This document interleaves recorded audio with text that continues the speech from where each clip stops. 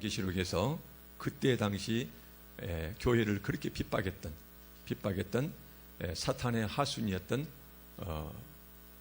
바벨론, 음녀 바벨론, 음란한 여성 바벨론 이렇게 나와 있는데요. 음녀 바벨론, 여기서는 로마 제국을 상징한다고 보는 것이 정설입니다. 그때 당시는 로마 제국이었겠죠. 그러나 그 이후로 가장 큰 힘을 가지고서 그리스도 교회를 계속 핍박하고 방해하고 유혹했던 이런 세력들을 통칭해서 여기서는 바벨론 이렇게 얘기를 합니다. 그래서 여러분들이 이제 요한계시를 보시면서 거기 보면 이제 바벨론이라는 악이 나오고요. 그 다음에 이제 마귀, 사탄이 나오고 그 다음에 두 짐승이 이렇게 나오고 있습니다.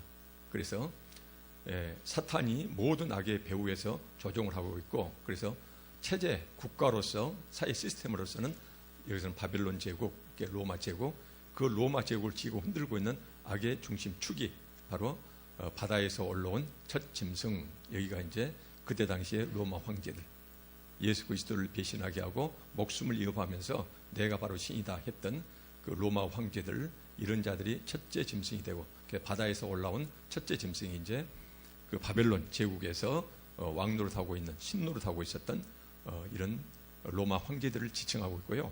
그 다음에 이제 두 번째 보면은 땅에서 올라온 짐승이 있습니다. 두 짐승이 있는데, 땅에서 올라온 짐승은 굉장히 많은 오늘날 우리에게 많은 뉘앙스를 주고 있는데요.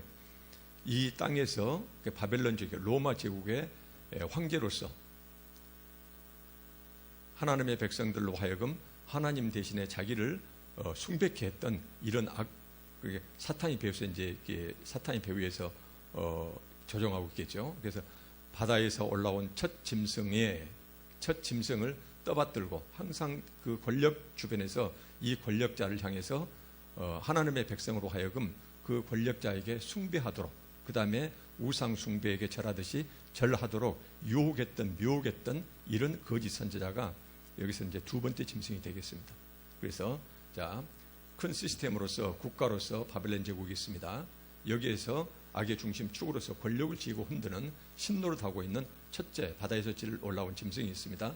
로마의 황제를 그때 당시에는 상징한다. 이것이 이제 정설입니다. 두 번째는 뭐냐면은 바다가 아니고 땅에서 올라온 짐승이 있는데, 이 땅에서 올라온 두 번째 짐승은 첫째 짐승, 그때 당시 로마 황제, 이 로마 황제를 숭배하도록 만들고 로마 황제 우상을 만들고, 그래서 거기에 절하도록 만드는, 하나님의 백성을 끊임없이 유혹하고 미혹했던 이 두 번째 짐승은 땅에서 올라온 짐승. 그래서 여기서는 크게 악의 축이 맨 뒤에서 근본적인 이 악의 배후 조종자는 사탄, 마귀가 있고, 그 다음에 그 거푸집으로서, 시스템으로서 바벨론 제국이 있고, 바벨론 제국의 권력을 쥐고 흔들고 있었던 소위 그때 당시 이제 로마의 황제들, 그다음 로마 황제의 앞잡이 노릇하면서 계속 로마 황제를 숭배케 하고, 그 다음에 그들 이제 그 우상을 만들고 절하게 만들었던 거짓 선지자 두 번째 짐승, 이렇게 이제 악의 축을 이루고 있거든요.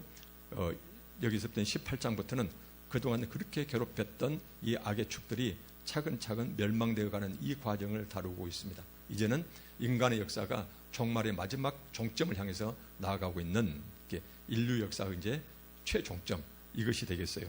18장 1절을 보니까는 이 일 후에 다른 천사가 하늘에서 내려온 것을 보니 등등 해가지고 18장 2절을 보니까는 힘찬 음성으로 외쳐 이르되 무너졌도다 무너졌도다 큰 성 바벨론이여. 로마 제국의 이제 멸망을 얘기합니다. 그러면서 귀신의 처소와 각종 더러운 영이 모이는 곳, 귀신의 처소. 그 다음 두 번째, 각종 더러운 영이 모이는 곳. 세 번째, 각종 더럽고 가증한 새들이 모이는 곳.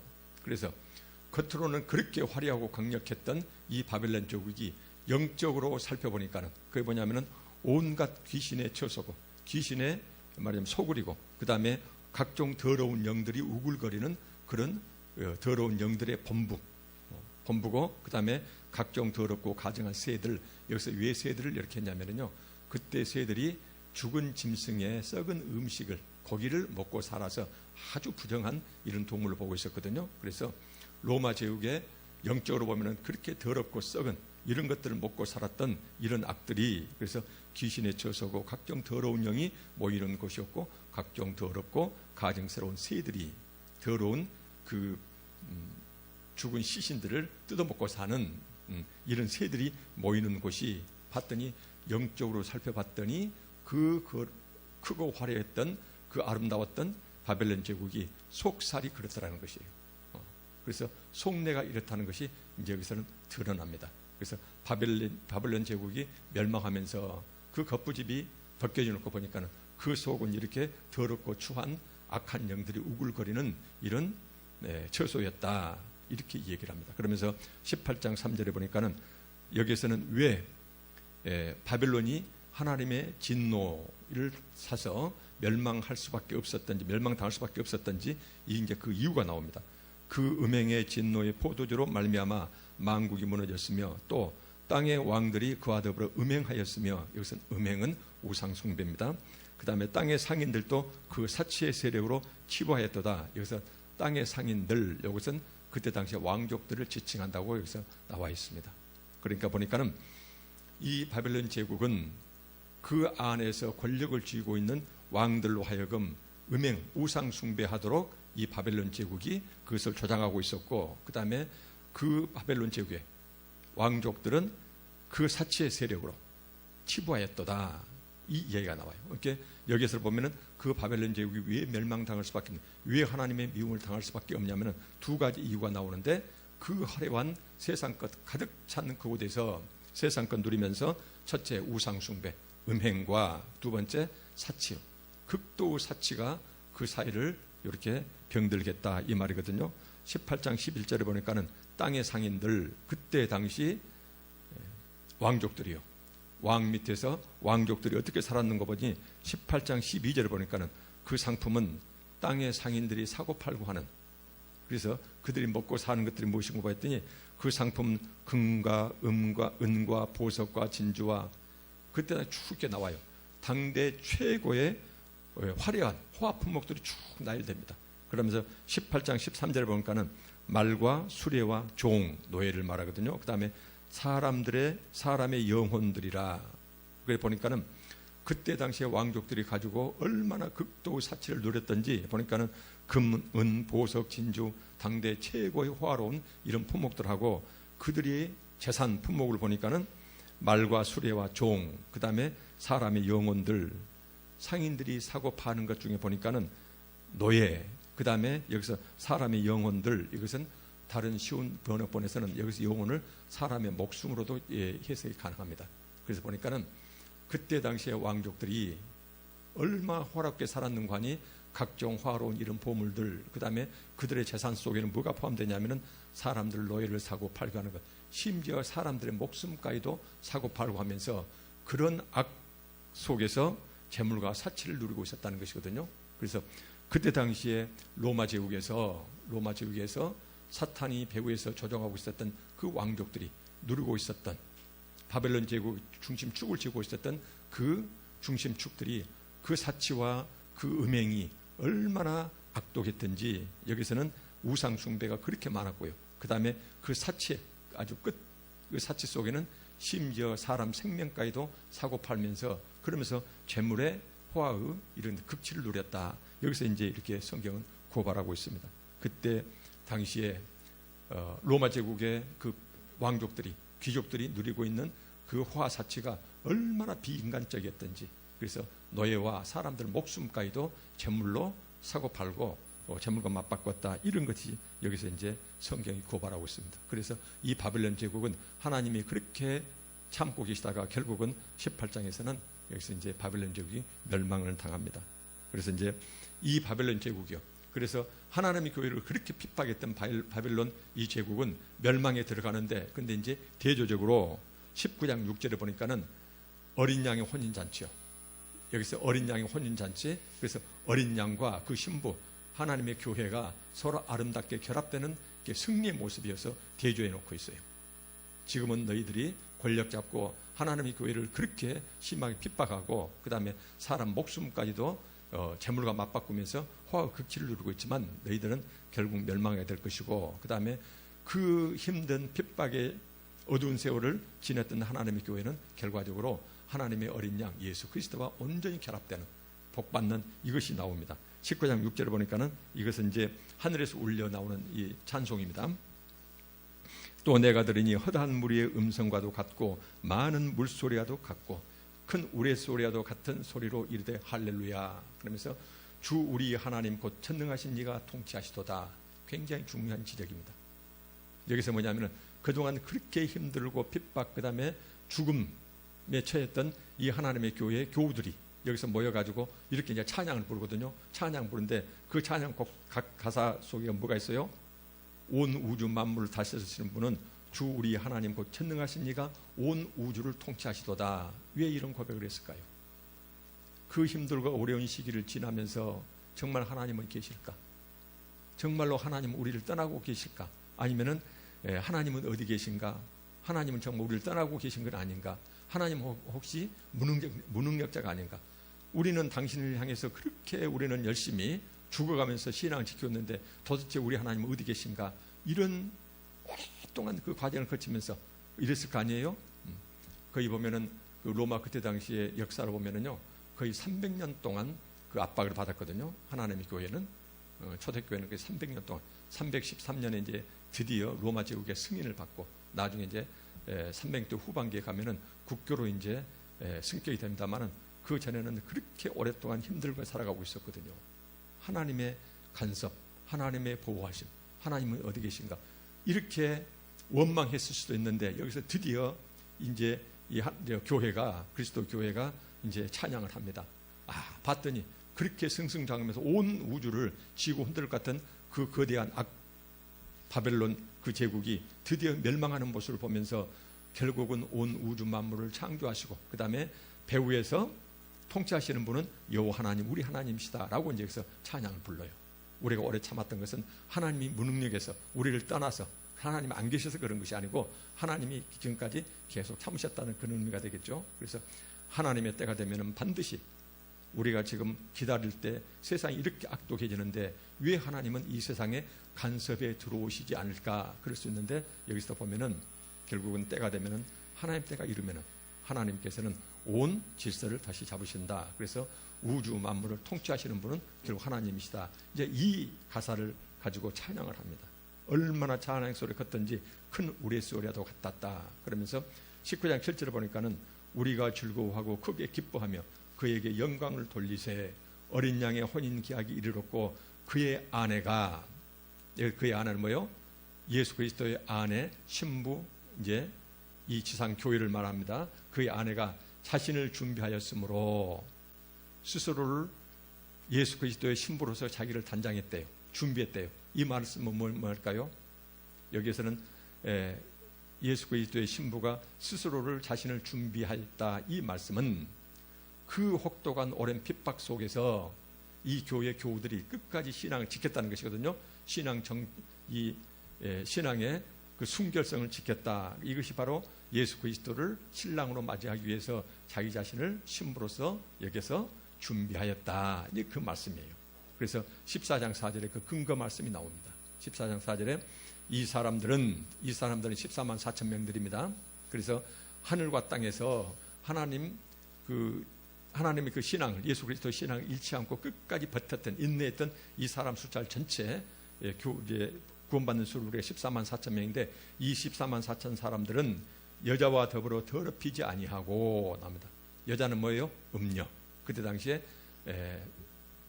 바벨론 제국, 로마 제국을 얘기를 합니다. 그래서 로마 제국의 그 화려함 속에 파묻히지 아니하고 그들 따르지 않았다는 것이에요. 그래서 그 여자와 합세해서 그 여자와 더불어서 자기 스스로를 더럽히지 아니하였다. 이 사람들은 그 다음에 14장 12절에는 뭐라 나오냐면은 성도들의 인내가 여기 있나니 그들은 하나님의 계명과 예수에 대한 믿음을 끝까지 지켰던 자라고 이렇게 나옵니다. 그래서 여기서 보면은 마지막 하나님의 이제 그 예수 그리스도의 교회가 어린 양 예수 그리스도하고 이제 마지막 혼인잔치 올라가는데 이 사람들이 바로 어떤 사람들이냐면은 자신을 스스로 준비했다. 이 세상의 그 많은 핍박과 유혹 속에서 끝까지 인내하면서 이 모든 불신앙 요소를 말하자면 배격하고 스스로를 깨끗이 이렇게 계속 신앙 정조를 지켰던 이런 사람들이 여자와 로마 제국에서 그 다음에 목숨이 들어와서 황제 숭배하면서 그들에게 더럽히지 아니하고 그 다음에 끝까지 인냈다는 것이에요. 그러면서 하나님의 계명과 예수에 대한 믿음을 끝까지 지킨 것, 이것이 바로 뭐예요? 이 지상교회가 끝까지 예수 그리스도를 위해서 자기 자신을 준비했다, 지금 그 말씀입니다. 그래서 여기에서는 뭐예요? 그 힘들고 어려운 시기에 끝까지 지킨 자들만이 이 혼인잔치에 참여할 수 있다라고 이제 이 말씀을 하고 계십니다. 그러면서 이제 19장 8절에 보니까는 그에게 빛나고 깨끗한 세마포 옷을 입도록 허락하셨으니 이 세마포 옷은 성도들의 옳은 행실이로다. 그래서 여기서 옳은 행실 자체가 자신을 준비한 것이 되겠죠. 그 준비한 것이 뭐예요? 그들의 핍박과 유혹을 끝까지 견뎌냈던 것. 그래서 신앙을 끝까지 지켜낸 이런 사람들이 결국은 이 세상에 종말이 왔을 때 예수 그리스도가 이 땅에 재림할 때 온전히 우리는 그 혼인잔치에 우리는 참여할 수가 있다는 것이거든요. 이제 이 말씀을 하고 계십니다. 그래서 여기서 보면은 첫째, 바벨론이 멸망한 대신에 바벨론에서 그렇게 짓밟히던 교회는 끝까지 신앙의 절조를 지켰던 이 교회는 이제 그 어린 양과 혼인잔치에 들어가고, 그 다음에 이제 19장부터는 악의 세 가지 축이요. 성부, 성자, 성령 하나님을 우리가 삼위일체 하나님 하시듯이 악에도 삼위일체가 있거든요. 그 삼위일체 악들이 드디어 하나님의 심판을 받고 이제 유황불에 들어가는 최후 심판의 이런 모습들이 나옵니다. 보니까는 19장 20절, 지금까지 이 악들은 바벨론 제국을 뒤에서 조종하면서 바벨론 제국의 왕들, 위에서 바다에서 나온 그 짐승, 때 같은 이런, 그 다음에 이제 땅에서 했던 그 계속 겉으로는 하나님을 신앙했을지 모르지만은 오히려 그 세상 권력 앞잡이 노릇해가지고 성도들을 유혹했던 땅에서 올라온 그 두 짐승, 이 짐승들이 차근차근 하나님의 심판받고 사라지는 이 이제 역사가 나옵니다. 19장 20절에 보니까는 짐승이 잡히고, 이 짐승은 첫째 짐승을 얘기를 합니다. 이 첫째 짐승은 아까 말씀드렸듯이 바벨론 제국을 그 쥐고 흔들었던 바다에서 올라온 첫째 짐승을 말합니다. 그래서 이 첫째 짐승을 여기에서는 이제 상징을 뭐라고 해석입니다. 그때 당시 로마 제국의 황제 네로 황제 얘기했지만, 네로 황제는 이미 그때 30년 전에 이미 죽었던 사람이라 네로 황제와 그 이후의 황제들, 특히 요한계시록에 쓰여지고 있었던 도미티아누스의 그 황제요, 그렇게 악나라니 자신을 신으로 섬기지 않는 그 그리스도인들을 그렇게 핍박했던, 죽였던 그때 당시거든요. 그래서 짐승이 잡히고 그 앞에서 표적을 행하던 거짓 선지자도 함께 잡혔으니, 그래서 첫째 짐승은 바다에서 올라온 짐승입니다. 그 앞에서 표적을 행하던 첫째 짐승, 왕 앞에서 재롱 떨면서 계속 유혹해서 그 왕에게 잘하게 만들었던 거짓 선지자들이요, 거짓 선지자들을 함께 잡혔으니 이는 짐승의 표를 받고 그의 우상에게 경배하던 자들을 표적으로 미혹하던 자들, 그때 당시 로마 황제에게 절하고 그 다음에 로마 황제 우상 앞에 절하게 했던 그 사람들을 끝없이 미혹해서 로마 황제프로 이끌었던 이 거짓 선자도 함께 잡혀가지고 21절, 이 둘이 산채로 유황불 붙은 못에 던져지고, 이렇게 나옵니다. 유황불 속에 던져 있다는 것이거든요. 그래서 이제 악의 세 가지 축 중에서 두 가지 악이 이제 사라집니다. 첫째 짐승과 둘째 짐승이 사라지고, 그 다음에 이제 그 배후에서 말은 주시했던 모든 악의 그는 사탄이에요. 사탄이 20장 10절에 보면은 마지막 멸망을 당합니다. 20장 10절 한번 봐볼까요? 20장 10절에 보니까는 차근차근 또 그들을 미혹하는 마귀가, 이 마귀는 사탄입니다. 요한계시록에서 여기서 마귀라는 것은 사탄이라고도 하고 이렇게 이제 나옵니다. 이렇게 마귀가 불과 유황무새에 던져지니 거기는 그 짐승과 거짓 선지자도 있어. 이 첫 짐승은 바다에서 온 그 짐승, 거짓 선지자, 땅에서 올라온 그 짐승, 두 짐승이 있어 세세토록 밤낮 괴로움을 받으리라.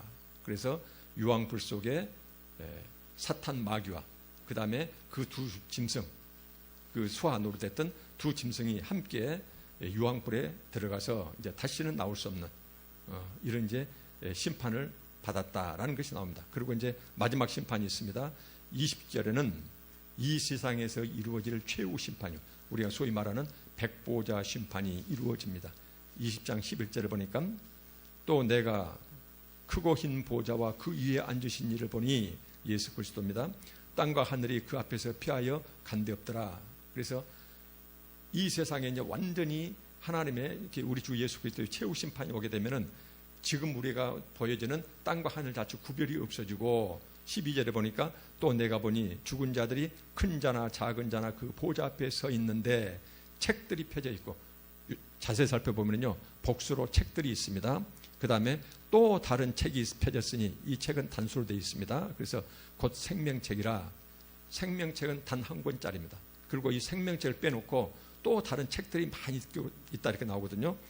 책이 두 가지 종류가 있습니다. 여기서는 그 보좌 앞에 서 있는데 책들이 펴져 있고 또 다른 책, 즉 생명책이라 죽은 자들이 자기 행위를 따라서 책들에 기록된 대로 심판을 받으니, 그래서 보니까는 여기서 심판받을 자들은 책들, 여러 책들 속에가 자기들의 행실이 낱낱이 기록되어 있고 어떻게 살았는가. 그 다음에 이 생명책에서는 어때요?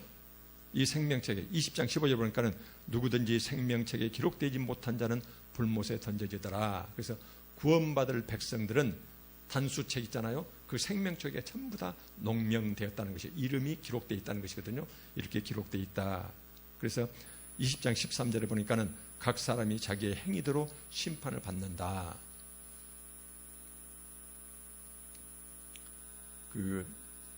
여러분들 우리는 신앙생활 할 때요, 이건 제 말이 아닙니다. 유명 신학자들 이렇게 이제 저서를 쭉 보면은요, 그 사람들이 교리라는 것은 인간이 성경책을 나름대로 이렇게 이제 이론화시켜서 그 나름대로 체계를 잡잖아요. 교리라는 것은 사람이 만들어낼 수가 있다는 것이거든요. 그래서 항상 교리보다도 설교보다도 항상 뭐가 맨 꼭대기에 있어야 되냐면은 하나님의 성경책이 맨 꼭대기에 있어야 된다. 항상 이런 지적을 합니다. 그래서 동일한 성경책이지만 이 성경책을 연구해서 소위 체계 잡는 교리라는 것은 교파마다 다 틀려, 시대마다 다 틀릴 수가 있습니다. 그래서 여기서 보니까는 각 사람이 자기의 행위대로 심판을 받고, 이 말씀이 나와요. 자, 다시 한번 말씀드리면 여기서 우리가 이제 두려워 떨 수 있는데요, 여기서 행위라는 것은 믿음 떠난 행위가 아닙니다. 믿음을 떠나서 예수 그리스도의 믿음 놔놓고 그 다음에 얼마나 행동을 말하자면은 행위를 어떻게 올바로 했냐, 이 행위의 양을 따진 것이 아니라고 수차례 말씀드렸지만은 이것은 예수 그리스도 안에서 예수 그리스도 믿고 그 예수 그리스도께서 보내주신 성령의 인도함 받으면서, 예를 들면 100가지가 있으면 100가지를 전혀 우리가 못한다 하더라도 그 중에 몇십 가지라도 내가 할 수 있는 범위 내에서, 그래서 내 삶의 이 지향점 자체가 하나님을 향하면서 부족하지만은 내가 끝없이 하나님 말씀대로 순종하려고 살아가는 모습, 그래서 행위로 드러나는 모습들 있잖아요. 이런 것들을 하나님이 얼마나 중시하는지 모른다는 것이에요. 행위 양이 아닙니다. 그러나 행위 없는 구원도 절대로 있을 수가 없어요. 예수 그리스도를 믿고 성령이 내 안에 계시면은요, 100가지 중에서 0.5가지라도 반드시 그전 사람하고 다른 삶의 모습이 나타나야 되지, 그런 것 없이 입술 신앙으로 그 다음에 지식 신앙으로 이렇게 해서 우리가 구원받는다, 이것은 전혀 성경적이 아닙니다.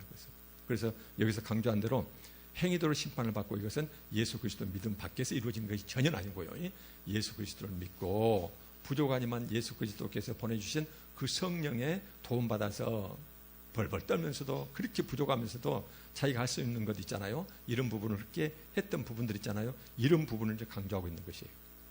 그래서 예수 그리스도 믿고 성령이 내주하시는 사람들의 삶의 모습은 그 이전과 반드시 변화되지, 아무런 행함이 없고 드러난 것이 아무것도 없고 손과 발과 삶이 전혀 바뀐 것이 없다, 이거는 절대로 예수 그리스도를 제대로 믿는 사람일 수가 없다는 것이거든요. 여기서 이제 강조합니다. 그래서 주석서에서는요 20장 13절을 다시 한번 강조합니다. 행위 없는 믿음, 죽은 것, 야고보서를 그렇게 강조하고 있거든요. 그러면서 20장 14절에 굉장히 중요한 말씀이 있습니다. 여기서 이제 백보자 최후 심판입니다. 이후에는 이제 다시는 심판이 없어요. 그러면서 이제 하늘로부터 완전 새 하늘과 새 땅이 입혀지면서 하늘로부터 거룩한 성 새 예루살렘이 이 땅으로 내려오는, 그래서 하나님과 영원히 우리는 함께 살아가는 이런 모습이 나오거든요. 근데 20장 14절에 뭐입니까? 둘째 사망 곧 불못에 던져지는 것. 여기서 불못이라는 것은 불바다를 얘기합니다. 여기서는 불바다. 아주 이런 바다 같은데 온통 불로 이끌고 온 것이 있는데 거기다 던져요. 첫째 뭐가 들어갔습니까? 첫째 짐승과 둘째 짐승이 들어갔죠. 거짓 선지자가 들어갔거든요. 그 다음에 마귀도 들어갔거든요. 마귀도. 그래서 모든 악의 근원, 우리를 유혹하고 끝없이 우리를 핍박하고 박해했던 다른 어떤 권력을 내세워서 했던 마귀와 두 짐승은 완전히 사라져 버렸어요. 그러면 이제 모든 악의 근원은 살아있어요. 우리의 유혹자도 우리를 무섭게 하는 것도 이제 완전히 악의 근원 자체가 사라져 버리고 나중에 20장 14절에 사망, 죽음 자체가 살아있다는 것이에요. 그래서 이 땅에 남은 자한테는 다시는 죽음이 없어요. 그 다음에 음부, 지옥도 살아있다는 것이에요. 그래서 여기서는 지금까지 20장 14절까지 나온 말씀입니다. 이 앞전에는 눈에 보이는 세상에서 권력자가 됐든 그 다음에 재물 탐욕이 됐든 그것을 가지고 끝없이 우리를 유혹하고 핍박하고 그 다음 세상 권력은 우리를 쳐 죽이는 예수 그리스도의 그 신앙을 방해하는 이런 악의 근원 사탄이 있고 사탄 종로로 사는 체제가 있고 바벨론이 있고 그 바벨론에서 권력을 쥐고 있는 첫째 짐승이 있고 그 첫째 짐승한테는 반드시 하나님을 믿는 것 같지만 거짓 선지자가 이 하나님을 믿는 백성들을 미혹해서 권력자에게 권력자를 이렇게 말하자면 숭배하도록 만드는 이런 악들이 있는데 그 악들은 이렇게 모든 악의 근원이 다 살아있는 다음에 죄 짓고 나서 죽고 나면은 우리가 지옥 가잖아요. 이렇게 우리를 유혹하는 죄의 근원이 사라지고 죄 지면은 죽음이 오는데 그 죽음도 사라지고 죽은 자들이 가게 되는 이 지옥 자체도 전부 다 그 거대한 불못 속에 다 빠뜨려지고 완전히 살아있다는 것이에요. 그래서 죄의 유혹자도 죄도 사라지고 죄의 근원도 사라지고 죽음도 사라지고 이제 지옥마저도 사라져버리는 그래서 이 세상의 악과 악의 최종 결과 이 모든 것이 인간 세상에 다 살아있다는 것이에요. 그래서 최후의 사망이 이제 맞으면 죽음이라고 그러잖아요. 그래서 죽음마저도 지옥마저 다 사라집니다. 그래서 우리는 어때요? 다시는 우리를 유혹하는 사탄 마귀도 없고 우리를 핍박하는 것도 없고 그 다음에 우리한테는 죽음도 없고 그 다음에 죽고 나서 혹시 지옥 갈까 전쟁거에 이 지옥 자체도 사라져 버렸어요. 전부 다 이 유황 불못 속에 다 들어가 버렸다 그 말이에요. 이것이 이제 최후 심판 때 일어난 일입니다. 이것이 백보자 심판 때 백보자 심판 이전에는 악의 근원들 우리를 유혹하고 그 다음에 권력자를 앞세워서 우리를 핍박했던 사단과 두 짐승이 사라져 버렸습니다.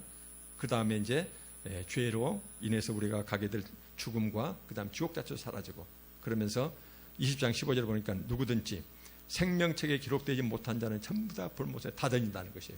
그러면은 결국은 불못에 던지지 않는 자는 누굴까요? 생명책에 기록된 14만 4천 명이에요. 무수히 많은 숫자들.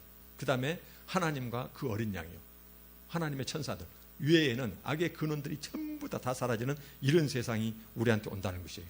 이것이 이제 백보자 심판, 최후 심판 이렇게 해서 20장 15절에 이렇게 됩니다. 그러면서 이제는 어떻게 될까요?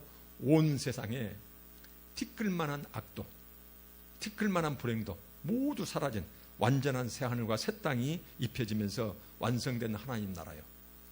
하나님 나라는 새 예루살렘, 즉 교회가 다시는 죽음도 고통도 없는 세상에 임하게 됩니다. 이것이 이제 21장 2절에 나와요. 21장 2절 한번 봐볼까요?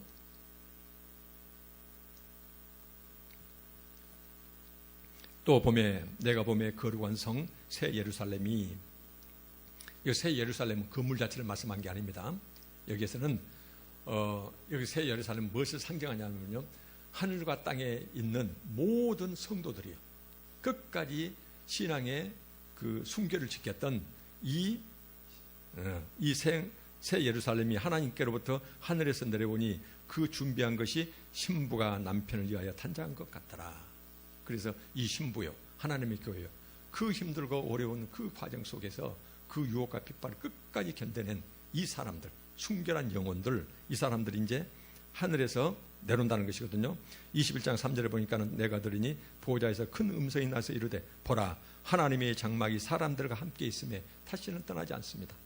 하나님이 그들과 함께 계시리니 그들은 하나님의 백성이 되고 하나님은 친히 그들과 함께 계셔서 모든 눈물을 그 눈에서 닦아주시니 다시는 사망이 없고 애통하는 것이나 곡하는 것이나 아픈 것이 다시 있지 아니하리니 처음 것들이 다 지나갔습니다.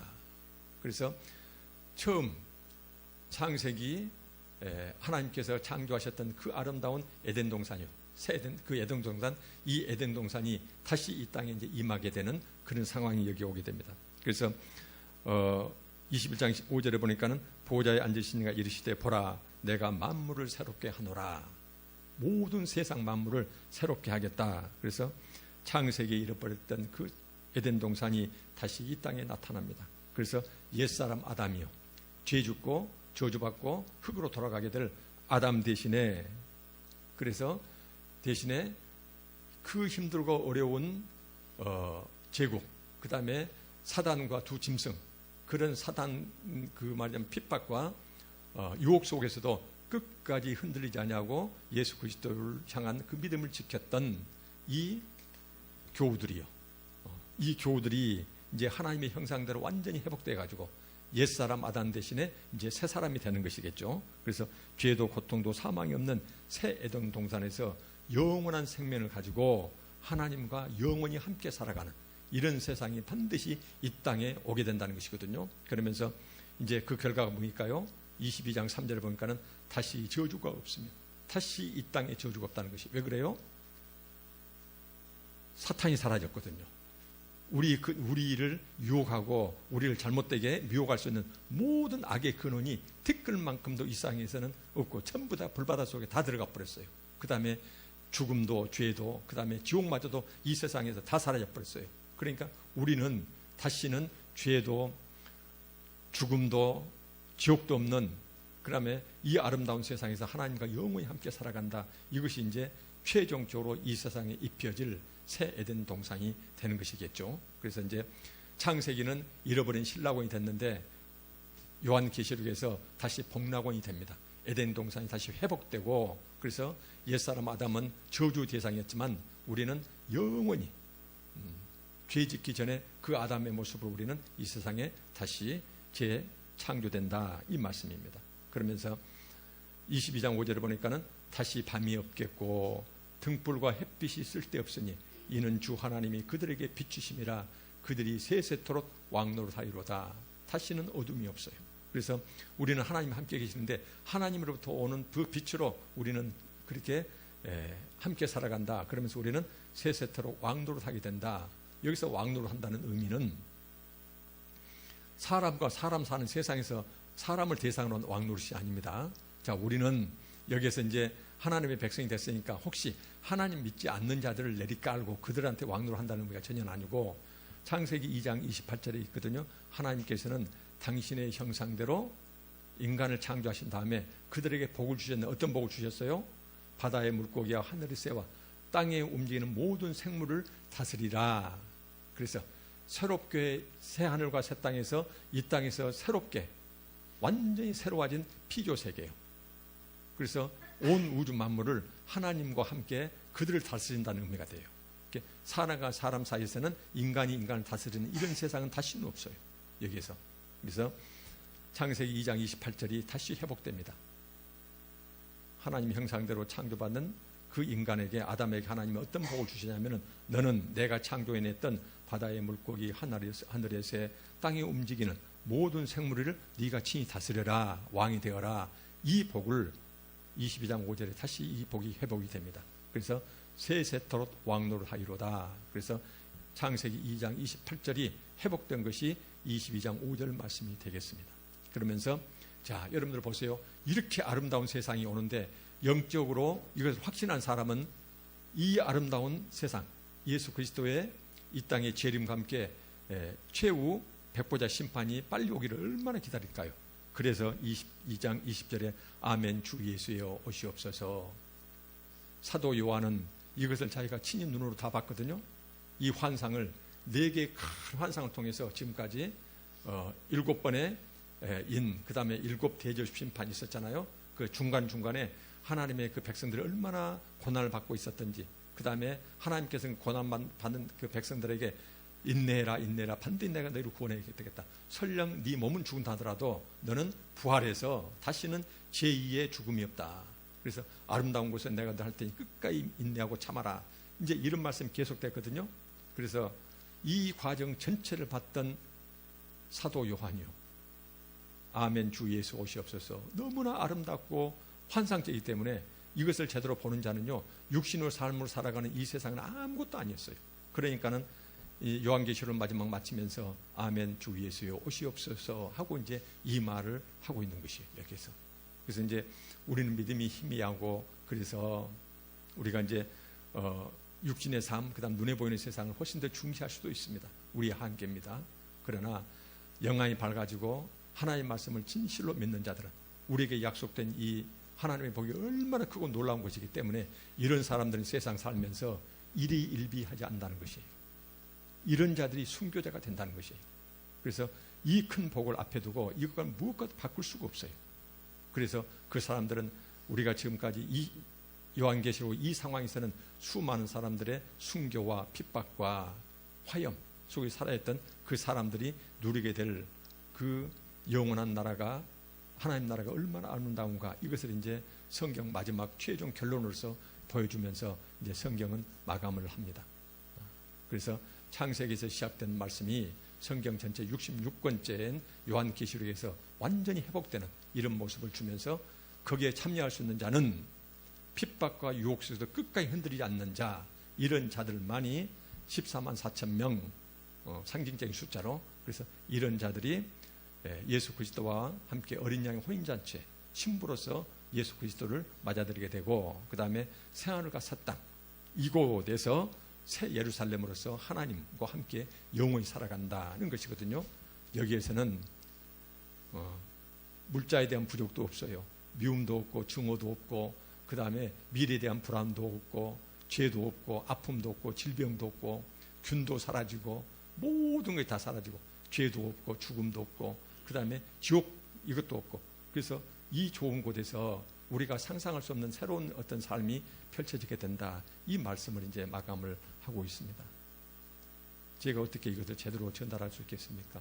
단지 성경 공부하면서 전달되지만은, 그러나 제가 전달하지 못하고 있지만은 여기에 기록된 말씀에 약속된 이 하나님의 이 약속은 얼마나 크고 놀라웠던지, 그래서 배웠든지 못 배웠든지, 가난하든지 빚전에 살았든지, 하나님의 은혜로 영이 열렸던 사람들은, 그러니까는 전혀 흔들림 없이 목숨마저도 내걸고 신앙의 순결성을 지켰던 것이에요. 그래서 신앙의 순결성을 지킨 사람들이 최후에 누리게 될 이 복이 여기에 이렇게 상징적으로 묘사되어 있습니다. 그래서 이제 이 요한계시록은 결국은 우리한테 던지는 질문이 딱 두 가지가 있습니다. 너는 누구를 따르고 누구를 따라 살고 있는가, 그 말이에요. 그때 당시는 뭐예요? 로마 황제를 따라, 로마의 그 화려한 권력과 그 다음에 힘, 그 다음에 로마 황제를 추종하면서 로마 편이 될 것인가, 아니면은 꾀죄죄하고 언제 죽을지 모르는 노예처럼 살아가는 하나님 편에 설 것인가, 두 가지를 지금 묻고 있는 것이에요. 근데 이 상황이 그때는 아주 단순하고 전선이 확실했거든요. 전선 확실했어요. 그래서 내가 지금 누구를 따르고 있는가를 내가 알 수가 있어요. 그래서 내가 지금 로마를 따르고 있는지, 로마 황제를 향하고 있는지, 아니면은 예수 그리스도를 향하고 있는지, 여기 명확하게 알 수 있는데, 문제는 바로 뭐냐면은 이 당시에 이 상황을 오늘날 우리한테 적용한다면은 이 전선 자체가 희미해져 버렸다는 것이에요. 우리가 함부로 알 수 없다는 것이에요. 바로 뭐냐면은 그때 당시에는 눈에 보이는 세상이었지만 지금은 전선 자체가 희미해서, 지금 2000년 전에 로마를 쥐고 흔들었던 그 사단이요, 그 사단은 지금도 똑같은 본질이 똑같은 사단이 지금도 세상에서 우리를 유혹하고 있거든요. 근데 그때 당시에는 로마 제국과 로마 황제를 수단으로 삼고 흔들었지만은 지금은 사단이 우리를 흔들기 위해서 무엇을 이용하고 있을까? 많은 신학자들은 이구동성으로, 예수님께서 그렇게 말씀하셨지만은 재물에 대한 탐욕, 그 다음에 끝없이 하늘의 다토로 재물을 쌓으면서 타인의 불행, 타인의 가난을 계속 짓밟고 재물을 모으는 이런 사회체제, 이런 것에 대해서 사단이 재물을 수단으로 해서 오늘날 우리는 끝없이 유혹하고 핍박하고 고난에 처하게 만들고 있다, 이렇게 해석을 합니다. 그래서 우리가 먹고 사는 것, 그 다음에 건전한 경제활동은 얼마든지 좋은 거지만 그러나 타인의 불행을 딛고 그 다음에 나의 이 경제행위가 타인의 불행을 가져온다고 이렇게 됐을 때는 그랬을 때는 그런 경제정책이랄지 이런 것들은 우리가 끝없이 저항하는 이런 삶을 살아야 된다는 것이거든요. 그래서 가장 대표적인 예를 들자고 보면요, 지금 현재 전 세계적으로 거의 폭주하고 있는 소득 불평등이요. 소득 불평등. 전에 말씀드렸지만은 전 세계 70억 인구가 가지고 있는 전체 이 부라는 건 어마어마한데 이 부라는 것은 우리 후손들과 함께 나눠야 될 이런 부를 미리 전부 가져다가 끝없는 이렇게 소비를 하면서 옛날에는 62명이 2014년도 62명이 전 세계 부의 절반을 가지고 있었는데 최근 어떻게 보면은 40명, 어떤 통계는 8명이라는 통계도 나와요. 부가 끝없이 소수한테 계속 집중되면서 다수의 사람들이 빈곤에 처하는 이런 사회가 지금 가고 있거든요. 그래서 이런 것들을 그래서 어떻게 얘기하냐면은 2000년 전 바벨론으로 표현되고 있고 그 다음에 사단과 두 짐승으로 표현되어 있던 그 뒤에서 조종하는 그 사단이 지금은 이 물질을 가지고 인류를 계속 괴롭히고 유혹하고 핍박하고 있다 이렇게 해석을 합니다. 그래서 이 부분들은 우리가 이제 경제학자들이 아니고 그렇기 때문에 어디서까지 우리가 정확하니 언급해야 될는지 이런 이해가 있지만은 그러나 잘못된 것은 지금 뭐냐면은 끝없는 부의 소득 불평등이요. 소수한테 계속 재산이 모이고 그 다음에 다수의 그 백성들이 결과적으로 이제 주거 빈곤 문제, 그 다음에 장래 불안 문제, 그 다음에 자녀 학비 이런 것 저런 것 이런 것 때문에 결국은 결혼도 자녀 출산도 이런 거 포기하고 살아가는 이런 세상이 한국뿐이 아니거든요. 전 세계적인 현상이거든요. 이런 것들에 대해서 마지막 사탄의 바람이다 이렇게 이제 이런 해석들이 많이 나옵니다. 그래서 우리가 이런 사회 속에 살아가기 때문에 나 혼자 청정할 수는 없죠. 그러나 내가 집을 두 채, 세 채, 10채를 갖고 있다고 그러면은 그것 할 수 없겠지만은 그러나 여기서 한국은 이미 수년 전부터 주택 보급률이 100%가 훨씬 넘었거든요.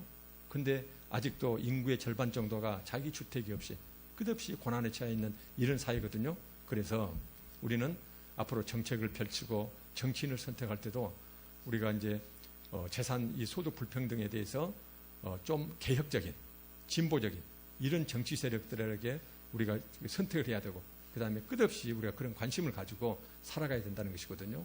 이런 것들이 바로 여기에서 당시 로마 사회에서 사단에게 휘둘리지 않고 끝까지 신앙의 순결성을 지켰던 그 신앙의 모습을 오늘날 우리한테 적용한다면 그런 모습이 되겠죠. 그래서 여기에 대해서 현재 소득 불평등 그 다음에 이제 자본주의가 초기 자본주의 모습을 지나나서 지금은 수정 자본주의 거의 폭주하고 있는 이런 그래서 이제 이 앞전에 예를 들었습니다마는 옛날은 홈이 가지고 밭이 좀 높든지 좁든지 함께 벌어먹고 사는 사회였는데 지금은 이마트를 할지 무슨 신세계를 할지 대형 이런 마트들 돌아가지고 이 골목 상권 대체를 다 죽이는 이런 상태 이런 상태들에 대해서 여러 가지 지역들이 많습니다. 그래서 이제 오늘날 우리가 살아가면서 2000년 전에 그 사단은 지금 무엇을 수단으로 삼고 있는가? 그때는 로마 제국과 그 다음에 로마 황제를 가지고 흔들었던 그들은 지금은 똑같은 사단이 지금도 아직도 최후심판 받지 전이라 우리를 괴롭히는데 무엇을 수단 삼고 있는가? 사람을 무엇으로 하여금 사람들의 공동체성을 파괴하고 그 다음에 사람을 끝없이 고민하게 만들고 유혹하고 사람끼리 증오하게 만들고 사람 불행하게 만들고 있는가? 결국은 재물이라는 것이거든요. 그래서 여기에 대해서 염려 근심하는 그 학자들이 참 많습니다. 그래서 오늘날 우리가 여기서 완전히 초연할 수는 없지만은 그러나 오늘날 사단은 재물 그 다음에 경제 체제 이런 거 가지고 뒤흔들고 있다. 이것을 우리가 항상 염두에 두고 살아가는 우리 모두가 되었으면 좋겠습니다. 기도하고 말씀 마치겠습니다. 아버지 하나님, 이 인간 세상의 역사가 어떻게 전개되어 가고 있으며 그 종말의 모습이 무엇인지 우리에게 알게 해주셔서 하나님 감사합니다. 지금 이 시대의 마귀와 짐승이 된 이 죄악된 세상과 재물의 노예가 되지 않도록 우리의 마음을 붙잡아 주시고 그 배후에는 사탄의 세력이 있다는 것을 늘 주시하며 성경 말씀으로 이 어두운 세상 등불 삼고 흔들림 없이 주님 향해 나아가는 저희 모두 될 수 있도록 하나님 도와주시옵소서. 감사드리며 예수님 이름으로 기도합니다. 아멘.